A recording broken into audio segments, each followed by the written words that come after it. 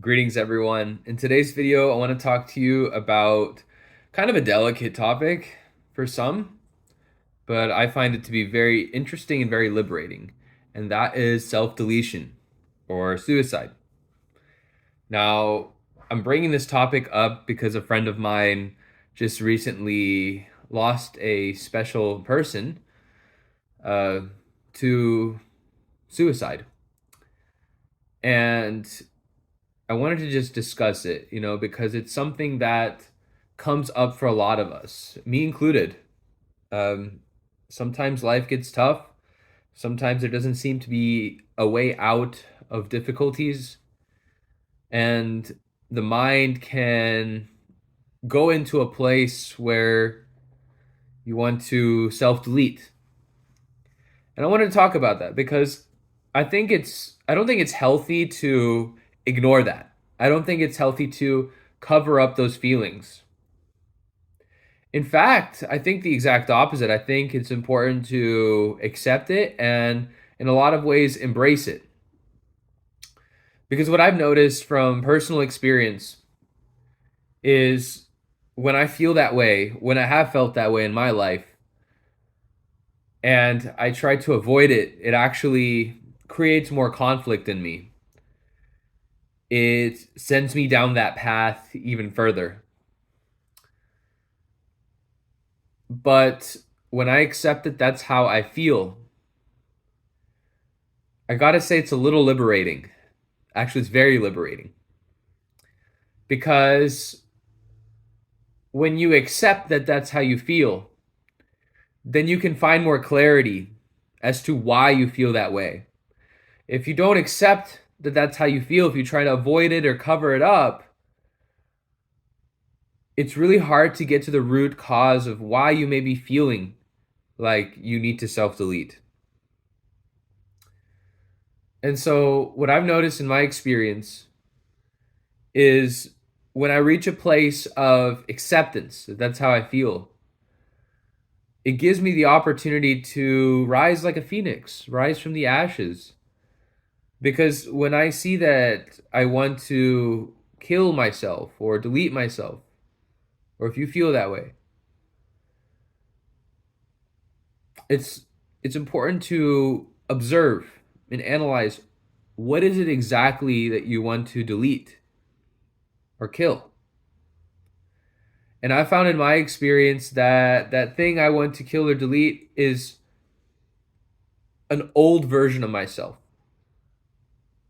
And I can say that because a moment of deep depression, a dark night of the soul, is a time to let go of things.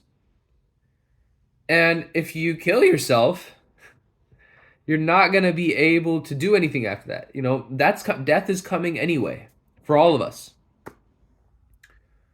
And anything is better than that. The experience of life is better than that, especially when you feel like you have nothing left to live for. It also means you got nothing to lose.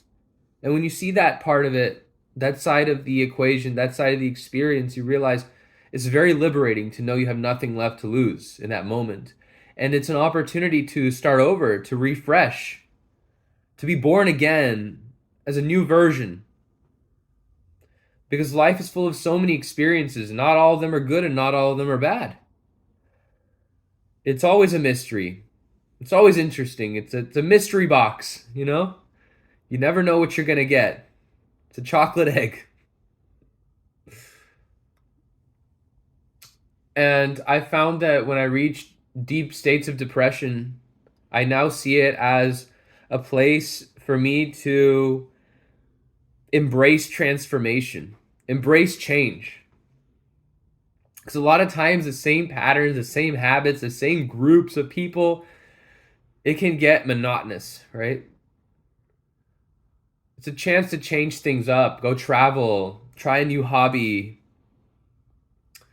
learn a new trade, whatever it may be. It offers a possibility, an opportunity to explore, to discover an aspect of yourself that you may not have known about. a version of yourself that you may not have experienced. And, I have a lot of beautiful experiences in life, and I have also these dark experiences. But, the more I have these dark experiences, the more they make the beautiful ones even better. Because I always come back more liberated. If I feel like I have nothing to lose, it's a liberated state to be in, to where I can embrace who I really am, what I really want, embody that, and and find joy in the places that I want to find joy. And I think this is just a natural process of life too. Forget self-deletion. After a certain point, like I'm almost 30 years old, and it's hitting me, it's really starting to hit me. This is going to be over soon, you know? Another 70 years tops, and it's done. Life goes on, and life is short. When it's over, it's over. And the older I get now, the less inhibition I have, the more I'm honest with myself and what I want, the more I'm able to embody who I want to be or who I really am without fearing the consequence. It's like when you have something, I'm trying to think of a good example here. Okay, let's say you got some new shoes. Okay, you're really into shoes, you got some new shoes. And when you first get them, you take such good care of them because you don't want them to get ruined. But over time, they're going to get ruined. And maybe in a few years, those shoes that you really prized are now old. And now you just wear them for rough use. You got a new pair of shoes. Right? It's kind of like that. When you first get something, when something is fresh or young, we have this protectivity over it. And in some ways it's beautiful, because it's this new energy, it's this new thing. But there's an anxiety that comes with that too. There's a worry that comes with that, which you don't get when that same thing is old, used, and worn out. And so in the same way, as we get older, there's there's less to lose. You already lost it. One day these pearly whites are going too. This beautiful skin's gonna get wrinkled, this hair's gonna get white, and these pearly whites are gone. You know, so it's an opportunity to enjoy it while it's here. I'm gonna share a story with you. I heard, I don't know where I heard it from, but it's very beautiful. There was a Buddhist monk who he didn't, they're monks. They don't have many possessions, but he had this very beautiful tea set, very prized, very expensive, very valuable tea set. And this monk really loved his tea set. It was his prized possession.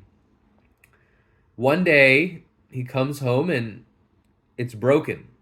He finds it on the ground, it's broken. And his friend is with him. And he just, the monk looks at the shattered pieces and just picks them up, throws them in the trash. No hard feelings. And his friend is saying, "Well, aren't you sad? That was your favorite possession. Um, you have so many memories with that tea set, and it's a very beautiful tea set. You don't feel any hurt or pain from that loss?" And he says, "No, because I mourned the loss of this thing before it ever broke. I accepted that it was going to go one day. And for that reason, I enjoyed it even more." So I'm going to end with this, guys. If you feel like you need to self-delete, don't take it as an opportunity to do so. Take it as a moment of reflection and observe, what can you change? How can you rise from the ashes? And take it as a moment of reflection to understand that life is precious, life is delicate, and life is, our lives are temporary. And when you see how precious it is and understand, accept that it's going to go one day, you can really enjoy it. You can really have gratitude for it and experience it to its entirety. So that's what I have to share with you guys today. I hope this resonated with you. I hope you got something beautiful out of this talk, and I'll see you in the next video. Many blessings.